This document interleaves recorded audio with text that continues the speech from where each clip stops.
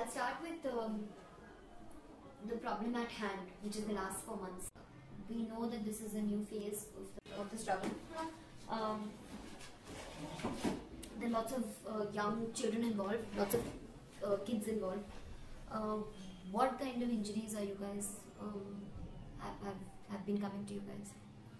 I think we got almost everything, every injury that you name.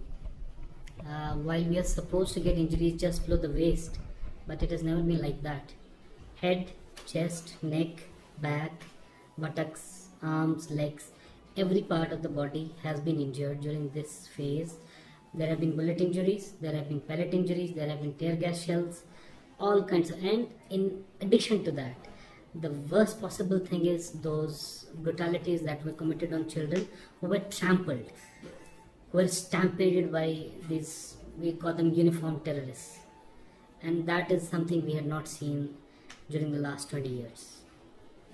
People who were beaten by security forces and their colleagues, they were having injuries all over their body, mutilated injuries. There is no other alternative. Once they are beaten, they are so ruthlessly beaten that they are to be placed on ventilators, and after that. I'll address one question at a time. Approximately how many injuries, would you have any idea of how many injuries you guys must have seen in the last 4 months of protesters and stone pelters? How many? Countless. There's no way that you can maintain a record. Thousands of them? Or I would say around 1,000. This hospital has seen 1,000. 1,000 plus. And how many of them would be bullet injuries? 80%. 80% 80% would be bullet injuries. Bullet injuries. And the new phase, that Including is these pellets now, bullets. that is even more dangerous. When did they start using the pellet gun? When did Around those 1.5 months back. 1.5 In the month of later July, August. Tell me a little bit more about this pellet gun. What kind of injuries does it give you? What is the maximum extent of damage that you've seen? Look, with a bullet you have an injury at one place only. One track, The one bullet track. you can follow that. You can understand that the bullet entered this part of the body, left this part, and in between whatever organs are there, they might be injured, and you can have a before surgery you can have a fair bit of idea what you have to do and what are the organs that you might face. But in a pellet you never know, because there might be multiple pellets hitting the person at various parts of the body. So for example, if a person has a pellet in the abdomen and one in the chest, you have to open both cavities and explore both cavities, and then it becomes a bigger procedure, and again the damage is much more than a simple bullet which would have entered the abdomen only and caused only maybe intestinal injuries.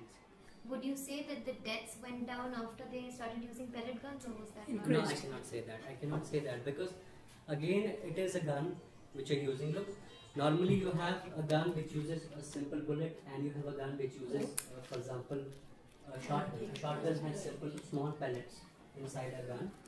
Once fired, those pellets spread, and that's normally what you use for maybe hunting or otherwise, right? So it was a similar kind of a gun. I believe that probably the right kind of guidelines were not followed once these pellet guns were used. So for as such as the name is pellet gun, you can say now we are using pellet guns so that the damage decreases. But as such, I did not see any decrease in morbidity for that matter, and mortality as such. What about the kind of cases you're getting where kids are being beaten up? They are usually very small kids, who probably venture out. They don't know what is going to happen to them, and they land up dead. Around 8 to 12, just in that age. The kind of people who beaten up and succumbed to their injuries, was that a great percentage of people who kids? I would say around 5 to 10% of the total deaths that we have. 115 or 116 deaths we are having so far. Yeah. Around 10 of them died because of beatings, just beatings. Because what happens once you beat a person, you inflict muscle trauma in them. And small hemoglobin, that is the part of our body, is released. That goes to the kidneys, that blocks the kidneys, and they go into renal failure. And the worst possible thing is, okay, fine, you're doing it. Just tell the truth. Just tell the truth. Be straightforward. Yes, a mistake has occurred. Why don't you say that? I would say 50% of the anger would go. If people own up, yes, this person committed a mistake, this person killed a person unnecessarily, and we are going to take action against him, 50% of the anger would go. But instead of that, What do we hear? No, this person had a gun and he was trying to shoot. This person was doing this, he was torching a Pelting stones. pelting stones. Yeah, but people as old as 70 years have died. And females. Females have died. And Why do we only- what kind of deaths have they? Though that female, she was in her house, she died. She was shot there. The other female, she was in her house, she was shot there. And what about the 7? You said that there were some older people. Were they beaten or did they get? Yes, bullet one of them injuries? was beaten. The one in Anantnag, he was thrashed so much.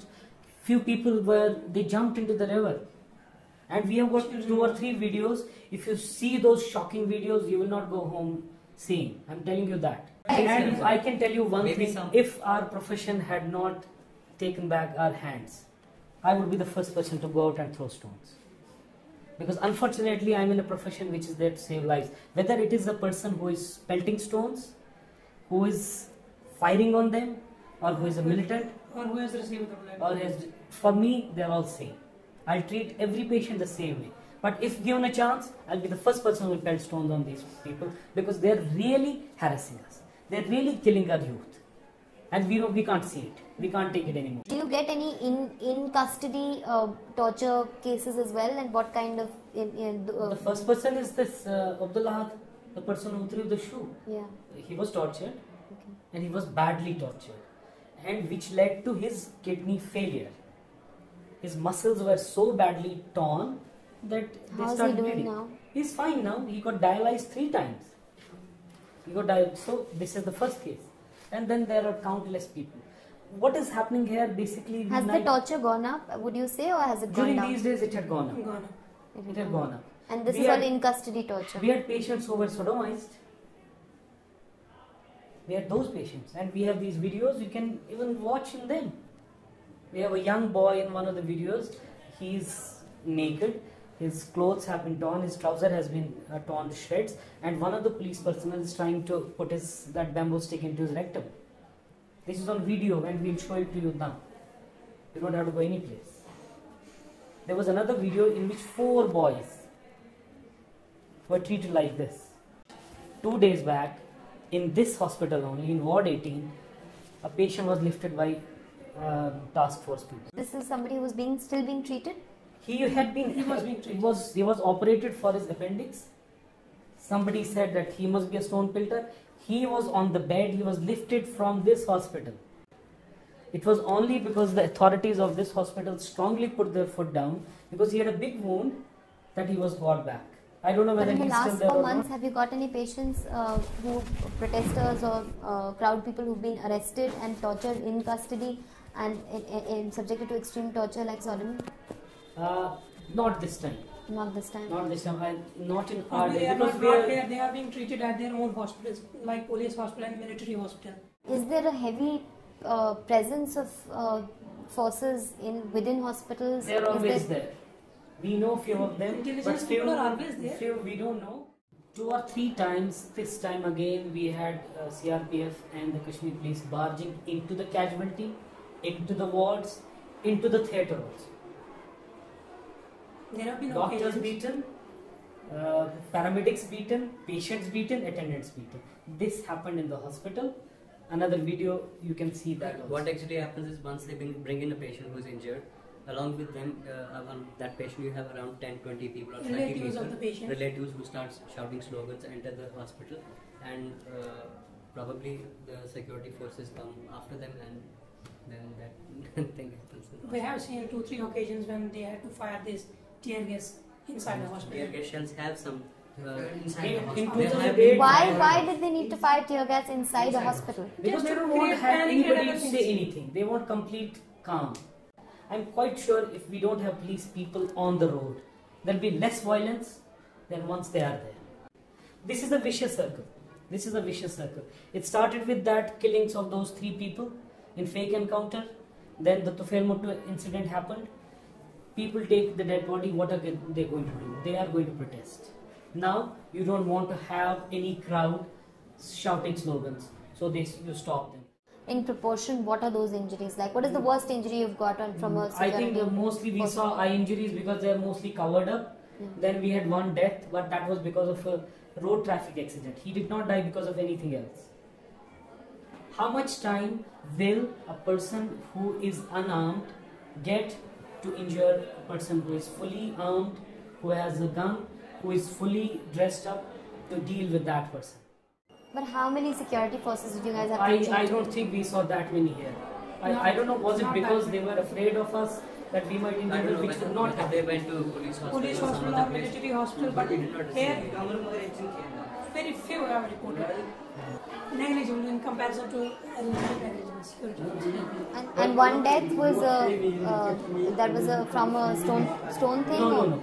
That person was, the car was driving very fast, and that police person was on the road.